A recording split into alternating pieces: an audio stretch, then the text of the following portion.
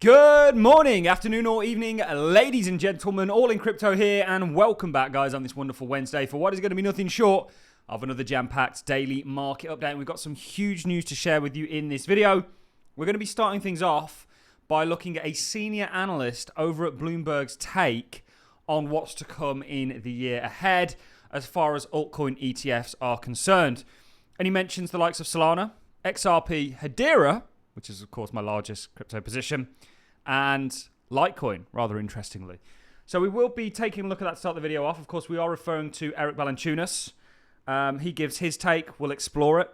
Then we're going to be talking about some interesting news in regards to Coinbase actually now surpassing the NASDAQ in terms of revenue as crypto trading spikes.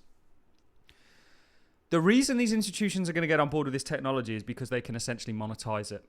And we're seeing that in real time. And actually, Coinbase was one of those stocks that we were shouting at in the sort of $30, $40 range. I've got many patrons that have been on that journey with me, and we're doing well as a result of it. Do check out the Patreon. There's a link in the description. Then, and this is massively breaking, there's been confirmation about an executive order to enact a strategic Bitcoin reserve. I'm actually interviewing one of the largest miners in the Bitcoin sphere later on today, and I'll be releasing that for you guys next week. And then we're going to talk about how the true or the financial global reset is truly here. And actually, I think this is largely summed up by BlackRock's video that they released yesterday, talking about money more broadly and the fact that it's changing. And this distributed ledger technology has a lot to do with all of that. So I did say it was going to be a jam-packed one. It is indeed. Let's start things off with Eric Balanchunas. If you're not already following him, please go and do so. He's a great guy to follow when it comes to this space and the more sort of ETP side of things. We expect a wave of cryptocurrency ETFs next year, albeit not all at once. First out is likely the BTC plus Ethereum combo ETF. So you're going to see basket ETFs form. This is going to be the first in that kind of lineage. Obviously, Bitwise have also filed to convert their top 10 crypto index fund into a top 10 index product into an actual fund. Then probably Litecoin, because it's a fork of Bitcoin equals commodity. Yeah, interesting take. But he knows significantly better than me. I don't know why I'm saying anything like that. Then probably Hbar, because not labeled a security. Interesting. And then XRP and Solana, which have been labeled securities in pending lawsuits via Jeff Safart in his outlook today, which you can find here. And we'll go ahead and look at this. Interestingly, I think Hbar is going to be basically second in line. And we love Hbar here. You know, we don't believe the masses of truly, or certainly even the people in the cryptocurrency space right now, really understand Hbar, and that's why we make so much content on it. Because it's, when I looked into it myself, I kind of had this realization of, oh, this layer one is like, you can't beat it, you know, whichever way you look at it. And I truly do believe that. But there's going to be multiple winners, not just Hbar. I do want to say that. But, you know, obviously I have a bias. I hold a good amount of it, and I've got a group of people that also have done very well off of it. Solana XRP ETFs may arrive after Litecoin and Hbar. Dual Bitcoin and Ethereum ETFs from Hashdex, Franklin Templeton and Bitwise will likely be the next stop for crypto ETPs approved. There's no reason why not. Both assets individually are approved. Solana filings were recently rejected. Yes, they were. And both Solana and XRP filings will have to wait until the new SEC administration takes control before being seriously considered. Even then, complex legal issues around these tokens and others relating to their status as securities may need to be resolved. Litecoin, on the other hand, was a fork of Bitcoin. Okay. And may be viewed by the SEC as a commodity. The SEC isn't calling Litecoin or Hbar a security anywhere. New issuers, Canary is one of the only filers for a Litecoin or Hbar ETF. Canary also got the Bitcoin ETFs over the line, though we think both have higher odds than others for approval. It's unclear whether there's investor demand. Going to be very interesting. This changes the game once we unlock that flow of capital. You know, it's a very slippery slope. This industry, from a number of things I'm looking at, USDT dominance and Bitcoin dominance, not combined but separately, they both give me round about sort of 12, 13, 14 trillion dollar market cap for this industry. That's a huge multiple on where we are today. Let's talk about something very interestingly, and this is why you're going to see a lot of moving towards this space. If you look at revenue generated by exchanges, Coinbase is 5th, beating the NASDAQ and the CBOE also, and the Global Securities and Commodity Exchange, which is just unbelievable. I mean, it truly is unbelievable, the demand we're seeing for crypto, and that's only going to intensify certainly in the year that we've got ahead of us.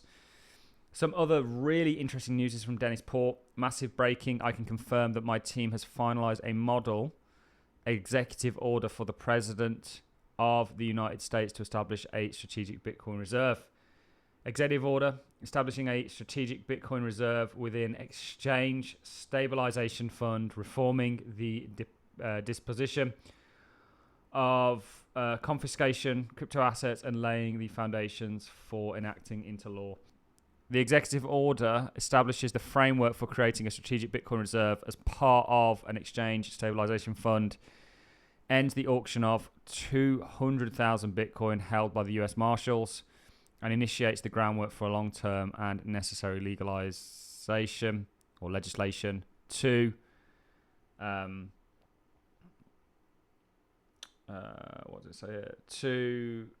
enshrine the strategic Bitcoin reserve into law. Key elements are as followed, and we're not going to fly through all of them, but this is big news, you know. And actually, I think the higher beta play for Bitcoin is the miners.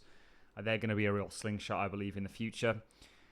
What I want to do now is really just cement the fact that a global reset is upon us and this technology has unlocked it, and we're going to do that with what BlackRock put out yesterday. I'm going to play this clip. I'm going to speed it up because it's quite a long clip. It's about 3 minutes. But really, after watching this, certainly after myself watching this, I went, yeah, there's no doubt this technology was a lot more planned from the start, not miraculous, and has always been the plan in regards to herding us onto a new global financial system.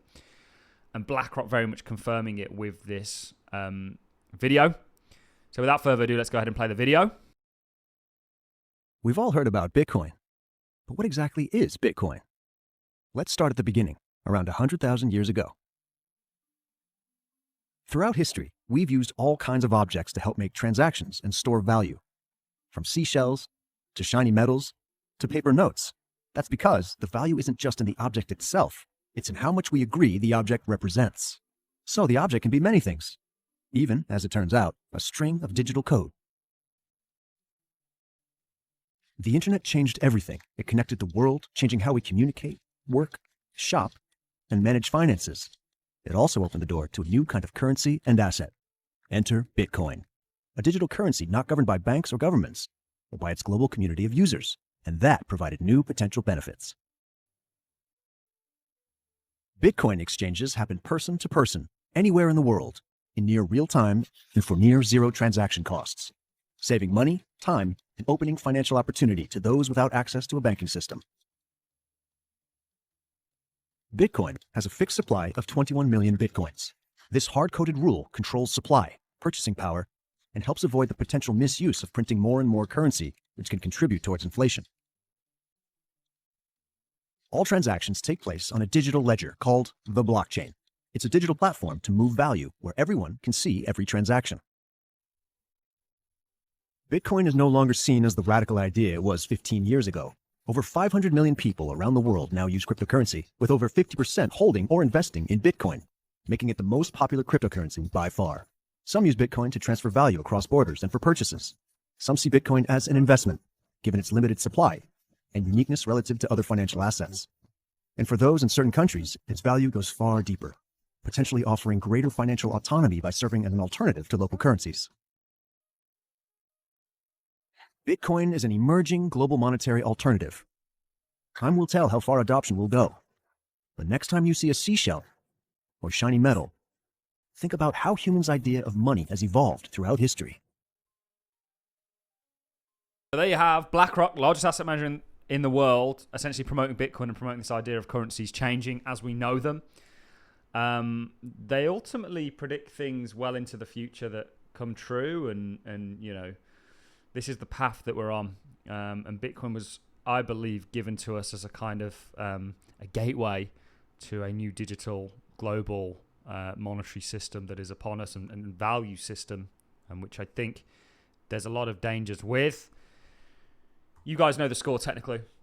This is a cent that we've been on and we continue to follow, and ultimately we're just looking at it playing out. Quite an ascending structure for Bitcoin that we're not the biggest fan of. But you could walk out of this, I think, rather easily. And certainly when we look at others and things like this, they are quite ascending, but I do think, you know, something like Total 2 actually might want to set up continuation, along with Total 3, and potentially others on the smaller time frame. So all is good in the hood, guys. It's just a case of continuing to monitor the technical kind of heartbeat of this space, which we do here on the channel regularly, and that gives us our overall picture in what direction it's going, and then we can sort of cover some of the great fundamental narratives that this space seems to keep adding onto it. The new ETFs are going to be very interesting. I think you're going to see multiple. Also, very interesting the kind of volume we're seeing in relation to crypto, Bitcoin Strategic Reserve incoming, and BlackRock very much hinting at this kind of new global financial system that is upon us. That's it from me, guys. I'm going to love and leave you. Thanks for watching. Hope you enjoyed, and I'll see you all in the next one.